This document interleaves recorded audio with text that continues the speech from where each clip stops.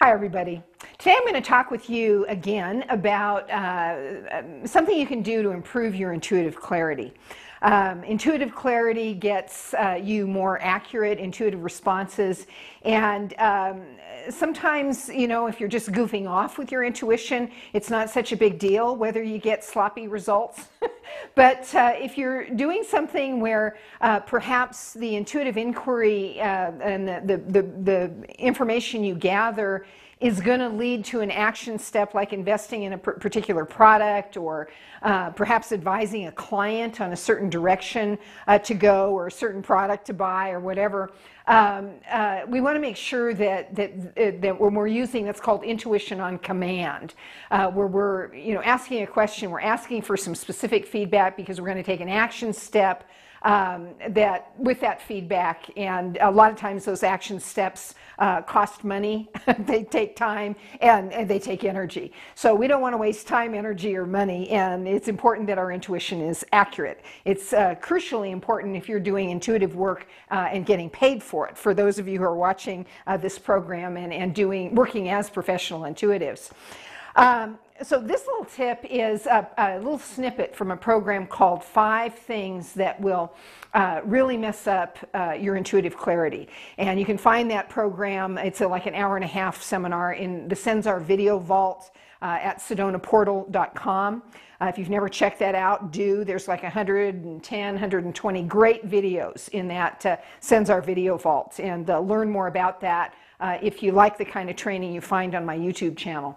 But anyway, the tip today on improving intuitive clarity is to always be sure, before you move into the intuitive task, to remove any preconceived ideas and notions about whatever you're dowsing about, or using your clairvoyance to make your inquiry with, or whatever skill, muscle testing, whatever skill you're using.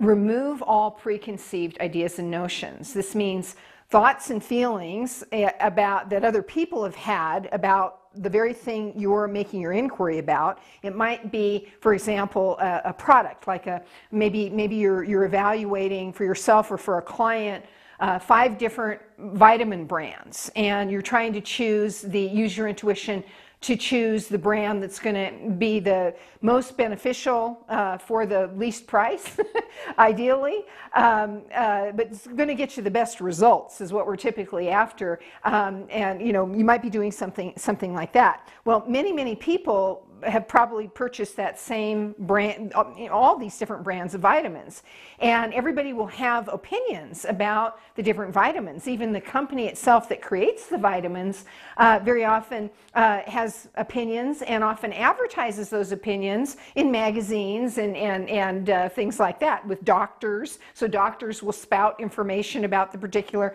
vitamin or other product, about how beneficial it can be for you. But the reality is that not all products are beneficial. Even if they benefit most people, not all products will benefit all people. And so it's really careful that we don't go in with an assumption that the product is going to be beneficial, because when lots of people have made the assumption that it's going to benefit everybody, it creates thought forms, or the reverse. They think a product's going to be terrible for people. It creates thought forms that when you go to do your intuitive inquiry, you can inadvertently douse the content of the thought form, meaning the content of other people's opinions, versus getting actual, accurate, truthful information about how the product is going to affect you or your client. So again, we got to be very careful about thought forms, and especially when they're collective thought forms, meaning when lots of people have an opinion about something, and the more people that have the same opinion, and especially if there's a charge on that, an emotional charge like excitement, or a negative charge like, oh, that's terrible, and they're angry or they're frustrated or whatever, that can create a very strong, dense negative or positive thought form, and you don't want to be dowsing thought forms. You want to be dowsing, getting accurate information about how it's going to affect you or your client. So how do you do that? You just make a simple statement You hold your intention. You know, please remove all, I know there might be some preconceived ideas and notions about this particular product or this particular situation or whatever it is you're asking, you're using your intuition to evaluate. I know there are probably some preconceived ideas. I may even have some preconceived ideas. Maybe you're even aware that you have some preconceived ideas. But I want to remove those because I want the truth. The truth is going to be the most beneficial to me. So I'll just talk to my computer. I think of myself kind of as my operating system, my intuitive system, kind of like a computer. And I just say, system, ultimately I want the truth. So please remove, douse around or look around anybody else's opinion. I want to know how this is going to affect me or how it's going to affect my client.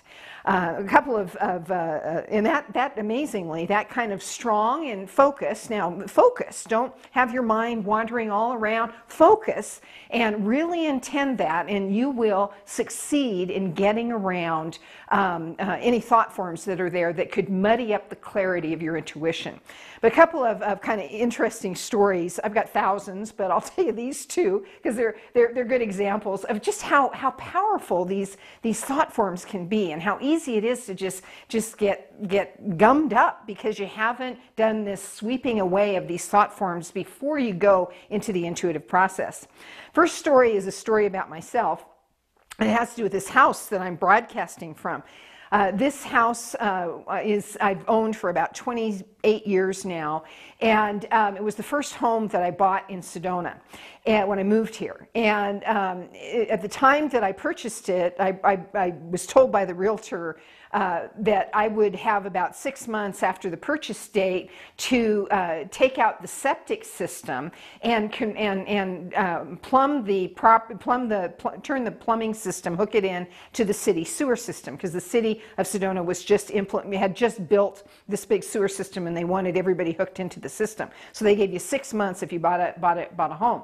So I said fine, but I want to get some information on that so I'm clear about the costs. And so before, in the inspection period, before escrow closed, I hired a plumber and had the plumber come over and just give me an evaluation on how much it was going to cost to do the hook in.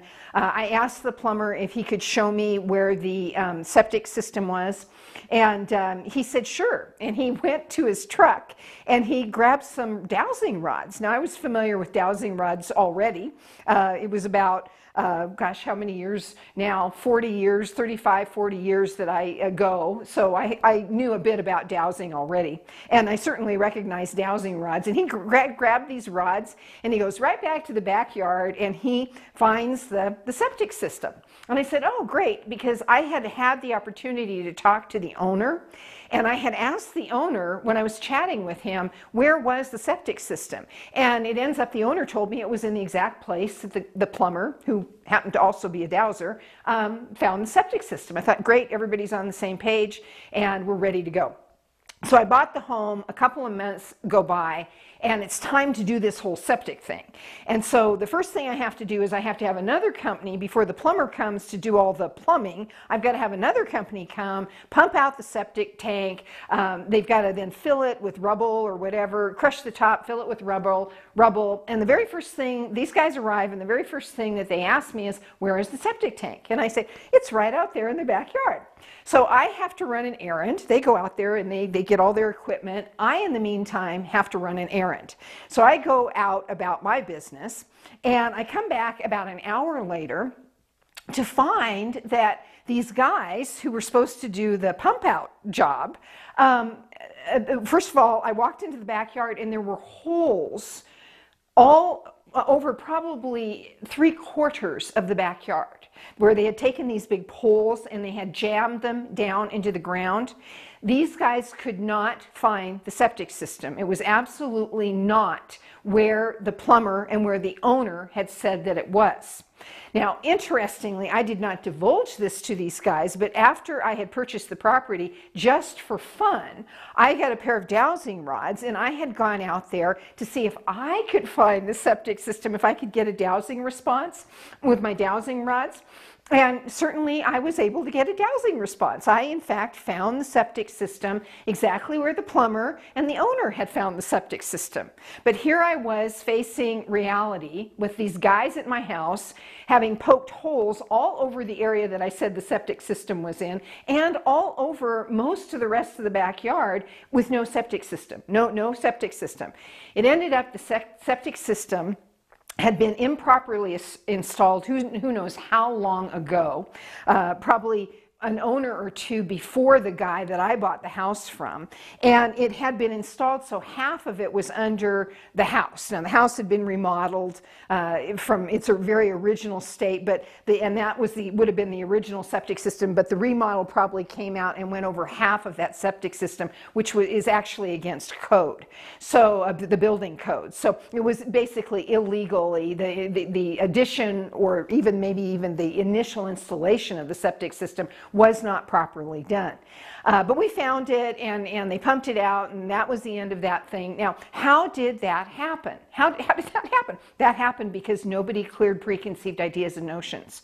Somebody along started the story that here's where the septic tank is. And that created an idea, and every single person that did a buy-in to, yep, there's where that septic system is, enhanced that thought form to the point that even I, going out there, found, well, there's the septic system, my dowsing rods responded, but it was totally untrue. What I was dowsing was a thought form.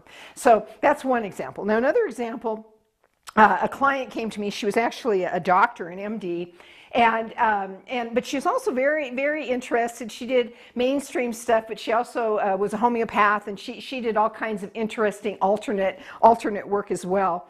But she came to me one day for an appointment, and she was not feeling well herself at all. And she was curious if it might have something to do. She kind of had connected the dots that she had purchased these stones. They were a type of white, kind of crystalline type stone, and they supposedly could balance harmful energies, everything from electromagnetic stuff to geopathic stuff on your property. And so she had made an investment, and there was a lot of hype and hubbub about this particular product at the time. And she thought, great, she had dowsed, that she was a dowser or had that skill, and had that she actually had some noxious energy problems at her property. So she bought a substantial amount of this stone and had it installed at her property. But she connected the dots that not too long after that had happened, she started feeling not so well, and she kept dowsing and muscle testing and had asked a few other people, and everybody got, no, could it have anything to do with this stone? And everybody said, oh, absolutely not. She contacted the manufacturer. Did you ever have any feedback of negative results with this stone? Oh, no, absolutely not. So she comes and she says, can you check this and see what you get about this stone? So the very first thing I did, now remember I had that septic situation, and I had made a few other mistakes along the way that really brought home for me how important it is to do this, remove all preconceived ideas and notions. And as soon as she told me about the stone, and I had heard of this stone, and I knew there was a lot of hype on it, and the very first thing I did is I removed all preconceived ideas and notions, all thought forms of people's opinions, including her own, because she did an immediate buy-in on this product because she liked the people who were selling it. She didn't want to disappoint them, and she believed what they were saying. And I don't think they were trying to purposefully mislead anyone. I think everybody just had done a buy-in that, wow, this is fantastic. Wow, this will cure all your problems. And so I did, I used a scale of -10 to +10, -10 being incredibly harmful for you, 0 being no harm, no gain, probably not worth any money because it's not really going to do you any good, but it's not going to hurt you either, and anything between 0 and +10 being degrees of benefit. So from the point that she purchased the product and had it installed, I went back in time and I dowsed from the get-go what was the impact of the product on her health and well-being. And it actually was a negative score from the get-go. By the time she got in front of me and had a accumulated exposure to the product, to this stone all over her property, the effect on her of the stone on the property was a -10. So very, very harmful. And I advised her to remove the stone. Now, this was a substantial investment to remove the stone. It was more expensive to remove it than it was to install it. But that's what I advised, and she took my advice, had it completely removed from the property, and in fact, she felt better as soon as it was off the property. So what was going on there? She herself was a skilled intuitive. And how did she get that bogus read on that product?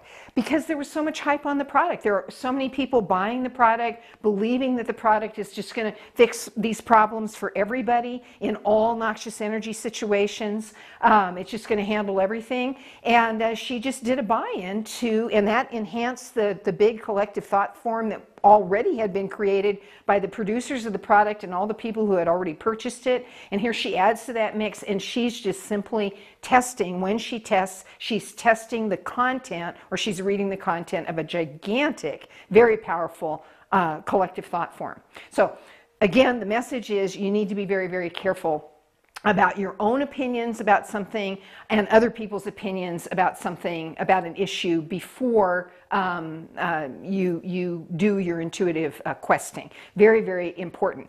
If you suspect that you have a vested, if you know that you have a vested interest, like you're checking how good of a match, let's say you're doing matchmaking testing, and you've met this guy, and you're wondering how he would score as a potential match for you, a potential mate for you, and you've got a vested interest. If you're already kind of excited about him, you need to not douse that one, because you are probably going to taint that reading. Get someone who has no vested interest whatsoever. Their only interest is in getting accurate information for you, and go for it. Now, if you are going to proceed and do your own intuitive work on a question like that, have a really firm talk with yourself, in that I personally wouldn't douse something like that for myself, but have a really firm talk with yourself and just say, I know I have a vested interest in this. Heck, that guy's so cute. I'd love it if he was a great match for me. So I'm going to fess up from the beginning. I think that, I've got a vested interest. I can confess that.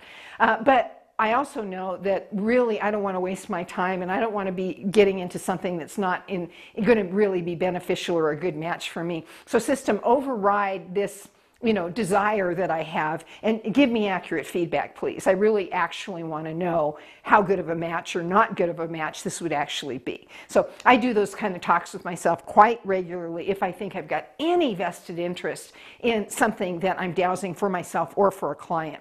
So there you have it. Remove all preconceived ideas and notions. Check out the Sensar Video Vault if you have an interest, if you would like to get more intensive training on topics like this. Bye for now.